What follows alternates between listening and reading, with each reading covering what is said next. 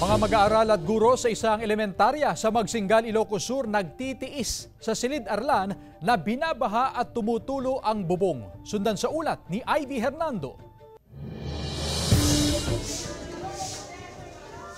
Dahil sa pagulan, basa ang sahig ng Silid-Aralan ng ilang mag-aaral sa Magsingal North Central School sa Ilocos Sur. Kaya naglinis pa bago nagklase. Ang iba pang mag-aaral nasa makeshift classroom din dahil sa naging pinsala ng lindol noong 2022 at ang epekto ng mga nagdaang bagyo. Sakripisyo raw sa mga guro at mag-aaral ang sitwasyon.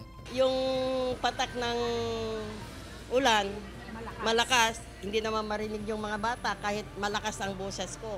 Maliban sa pasilidad ng eskwelahan ay kasamang napinsala ang bakod nito. Nasira ang bahaging ito sa pagtama ng magnitude 7 na lindol taong 2022. At sa taong 2023 naman, gumuho ang bahaging ito dahil sa malawakang pagbaha dulot ng bagyong Egay. Hanggang ngayon, ginagawa pa ang 3 palapag ni school building na may 12 silid-aralan. Kaya upang magkaroon ng pansamantalang silid ang mga mag-aaral, ginamit ang mga salvage material mula sa ginibang gusali upang gawing makeshift classroom.